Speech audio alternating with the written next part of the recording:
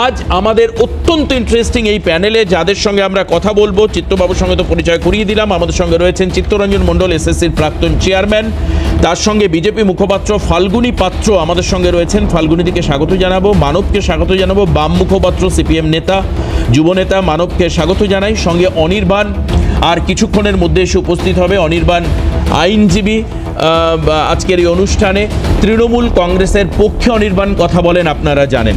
যেহেতু শাসক দল, খুব স্বাভাবিক আসতে একটু দেরি হবে। এখন ব্যাপার হচ্ছে কখন এসে পৌঁছবে, তারপর ওকে দিয়ে আমি প্রশ্ন শুরু করব। কিন্তু তার আগে আমি চিত্তরঞ্জন বাবুর কাছে একবার যাব।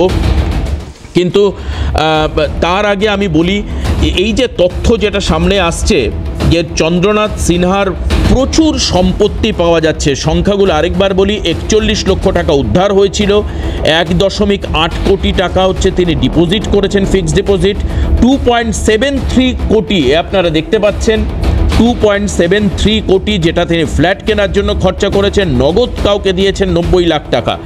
আমার তো এটা জানতে ইচ্ছে করছে যে বিধায়কদের এই পরিমাণ রোজগার থাকে, মানে জনসেবা করার মধ্যে দিয়ে এই ব্যাপক পরিমাণ টাকা উনি বলছেন চাষবাস করে আর তার অন্য ব্যবসা থেকে এসছে।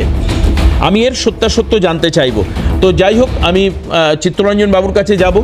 চিত্তদা, একটা জায়গা একটু চিত্তরঞ্জন বাবু, এই জায়গাটা আমি জানতে চাইব যে আপনি তো বিস্ফোরক হয়েছেন, সেই প্রসঙ্গে আমি পরে আসছি, আপনার বক্তব্যগুলো আমি শোনাবো।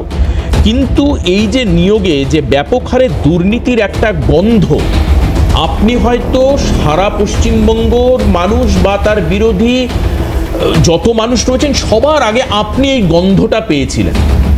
এই যে আভাস পাওয়া, একজন সাধারণ মানুষ, আপনি একটা স্ট্রেচারাল পদ হোল্ড করছেন, এসএসসির চেয়ারম্যান, সাম্মানিক একটা পদ, অটোনোমাস আপনার বডি, কিন্তু আপনাকে গিয়ে এই মানে কথাগুলো কে বলল, যে বা আপনি কিভাবে বুঝলেন, বাইরে আমার প্রশ্ন, যে একটা বিরাট ভয়াবহ কিছু ঘটতে চলেছে?